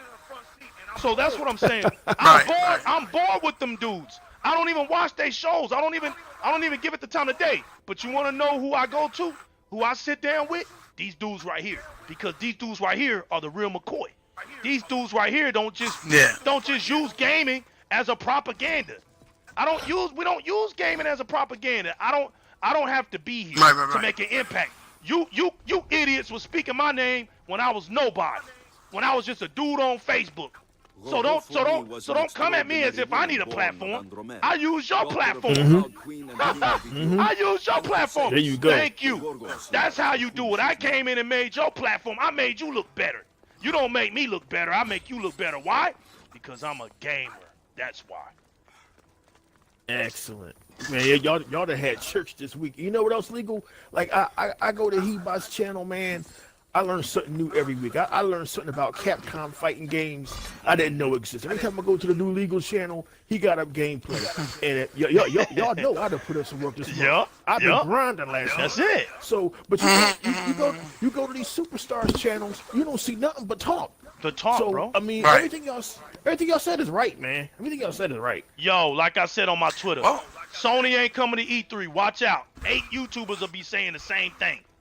8 YouTubers, they're ready. Oh, let's go. They feed off.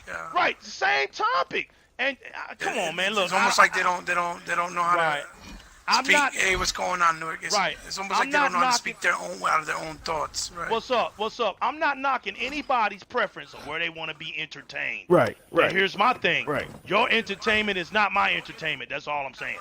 I don't. That entertainment ain't my entertainment. I don't get a kick out of hearing the same old stuff that I read. We didn't document nothing we said tonight. You know why? Because the culture is in us. We lived it. I didn't have to have no script. I didn't have to have an article to rely. As a matter of fact, I'm sitting here playing Assassin's Creed Odyssey while I've been talking. It's easy. It's nothing. It's nothing. It's gaming, people. When did gaming become hard? When did that become hard, y'all? The only time I remember gaming becoming hard is when I tried to play Ninja Gaiden in the arcade and I went broke after $10. I just couldn't beat it. Made me mad. I went home. Like I wasted $10. I was ashamed to even tell anybody that. That's what hard is to me. Hard to me is not coming in nowhere talking gaming to nobody. That's natural. It's a natural feeling. Right. So yeah, man. Thank y'all. Right. So you can't fake culture and the lingo that we understand and we know. So guys, look, it's been an absolute pleasure. We're gonna cut it down short a little bit because, like I said, I gotta get my kids there at work. And, of course. Duty calls. That's right. You know, I'm a dad and I have to do what I gotta do. You guys are wonderful to always be around and talk to. As you can see, we all could all hold our own and have very interesting topics and a different approach, interesting way to speak on that. And that's why I like this atmosphere, and these are the type of people that I want to associate with, not with the negativity and the foolishness and the fakes. So again, thank you for joining. Thank you for rocking out, EROK. Please tell them where they can find you, because in case they don't know. Good stuff. That's right. Good stuff. Hey, y'all can find me on Twitter as EROKX. You can find me on YouTube as EROKX, the channel. Mostly now, I just focus on gameplay videos. I avoid a lot of the nonsense, which is why my channel's probably dead. But I decided that I was going to let the channel be about gameplay. And I wasn't going to bite with all of this nonsense and getting involved in all that. I care about gaming too much, so that's what I'm trying to be more like my partners here who focus on gaming, and that's a good thing. That's a good thing, man. That's a good thing to not be involved in the shenanigans no more. Thank you guys. Right. Yeah, I don't want to see you go. A lot of us don't want to see you go. Trust me. Right. Hey, listen, man. The Sony pony may see me go, but I ain't going nowhere, man. We put up gameplay. Too much. No. Right. Yeah, we put up gameplay, man, and we show up where it counts, man. You want to see what we doing? You go to Hebot's channel, you go to the New Legal channel, and you might run into a game that you might have missed. Right. You might get some knowledge instead of coming and getting some fool talk or some nonsense. So that's where I'm at now, man. Guys, it was a pleasure finally being on this show. This is a show, but I said, you know what, man? I wish these guys all the luck in the world. And it was, me and Heba, we know each other, man. We old friends. But it was great to finally be on the show and talk to the new legal man. I'm a huge fan of yours, and you welcomed me into the community on YouTube. I mean, excuse me, on Facebook, and we really didn't even know each other. But you always showed me love, man. So I mean, respect to you, and the thing that separates you and Heba from the rest of these losers is I seen y'all wives. Y'all got listen. No offense. Y'all got some fine ass women. Y'all got some fine ass wives. Boy, hey man. Not only do these guys game, but they handle their business. So, why? I mean, respect. Why wouldn't I? I mean, I come from It's my cloth. It's my cloth, right? You need to stop. Boy, that boy stupid, boy. You're rolling, boy. That's how these Xbox dudes is rolling, boy. They just ain't talking about their games. They handle their business. I mean, it was a pleasure, man. God, yeah, no doubt. I mean. Yo. So yeah, shout out to shout out to E-ROK. Shout out to Hebot. Make sure you go check their channels out. Hebot, just like it sounds, capital HE-BOT. Check them out on YouTube. Hebot is an awesome gaming historian. He's a great retro gamer and a current gamer, but he specializes in retro because he feels like in that retrospect he has enough knowledge and enough sense that he remembers those games and it's good memories and he showcases that. He's got a great collection of action figures that he's been collecting his whole life. He has 2 sons that I honor him about. He's taking the time. Zach and Darius, man, I love them dudes, man. They emulate their dad, man. They're very intelligent because of Hebot, and I really, and Hebot knows this. I really look up to him with that, man, because his sons won't be suckers, and they're not suckers. And I'm gonna tell you something. Them 2 dudes right there, you don't want Hebot to call the moves on you, boy. Y'all thinking Hebot don't have backup. Hebot don't need us. He get them sons on you on Twitter. And, man, we going to sit back and have fun because you ain't messing with them. You ain't going to call them out to come paddle you. You're not going to do none of that. So shout out to Ebot. And I also want to say shout out to EROK. Check EROK out. Capital E-R-O-K. Check him out on YouTube. Go check him out as he plays his games. EROK is very intellectual as well. And check me out. The new legal. Lowercase T-H-E space. All capitals, N-E-W, space, all capitals, L-E-G-A-L. You can type that in on YouTube. It'll automatically go into the mighty, mighty vision of Di-RREC Gaming, which We Got Next is a part of.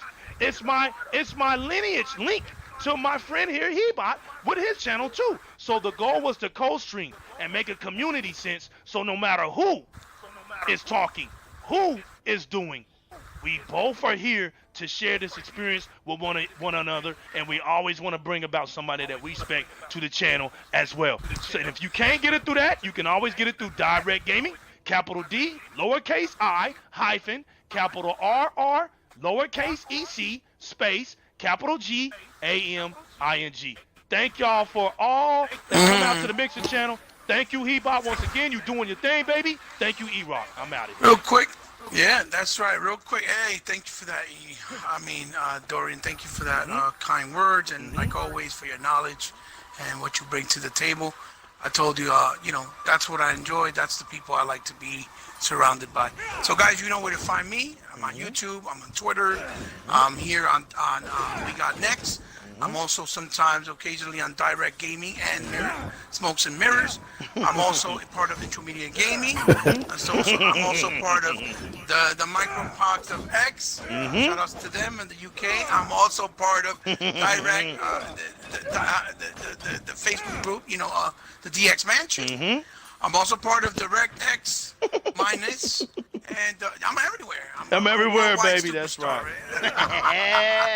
There you go, boy. There you go, boy. I'm trying to expand my knowledge as far as I can. Basically, I'm wherever anybody needs me to type me. I'm also even helping out my boy Ghost. Shout outs to him.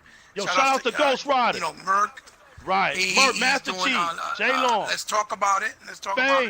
Master Chief, J Long, Sega Forever, Sega Man, Sega Big Forever. Kahuna, Tuck Master, all these wonderful people, the Welch Gaber, Tuck you Master. know, UK Dazzler, Prime Eva, Yeah, man. Primal Keep Eve, shooting all them these out. wonderful people in the community. doing their thing. Kaleidoscope down That's in right. the PR, baby. PR representative. Right. That's right. Yo, Yeah. my man You know, Megatron and tonight. all of us. Unlimited Production Megatron, 1, Soul Arupa Pro Poseidon. Gamers. That's right. My So man Pro Group the Production, X-Men, my Unlimited sponsor. Production. Yeah. Who throwing Group. out who throws out all my giveaways. We come out of our pockets. We don't ask nobody That's for right. no money. We grown Graphic men. God, We all these work. guys. All That's these right. guys. All Graphic them God, guys, Elite man. Malie Mosley. Right. Oh, Yo, Ricardo Hopefully first Vasquez. husband yo, was Twitter a team, lot of people. Stardust, Don Matley, Their sons grew up to be bold princes and who else? kings and style themselves. Mac. So Pro Doe. Heck yeah, so Pro. Yo, my man Capo Loaded on mixer. Games. Loaded Striker, Goods. Yeah, Striker that's right. 300. That's Loaded right. Goods. Loaded That's Goods right. are part of the So, Twitter guys, team. Yeah. And one big shout out to Sir Merkham because he's in the hospital Sir. now. Oh, He's very okay. ill. He has a low immune system. Right. He's not Shout doing out. well. And let's all Man. put him in our prayers. Shout And out to him. hope Yes, that sir. he pulls Shout out to him. And that he gets Yeah, Merk. yeah. Because Merk is very special to me. Yes, sir, man. And to a lot of people in Yes, gaming sir. that are not necessarily on YouTube, but that are on Xbox. He's very special to them. That's right. Because he's a great guy. I met All Merk right, guys, we're met out. through you. So, yo, Merk, get well, baby. That's get right. well. We out, guys. We got next. Yes, sir. Episode dose, kind of, right? 1.2, sir. whatever you 1.1. 1.5, whichever. Yep. It's been a good one. Stay tuned for next week. Hopefully we'll be here and we'll be safe and we'll have some more fun. Peace, guys. Peace. All right. Did you stop on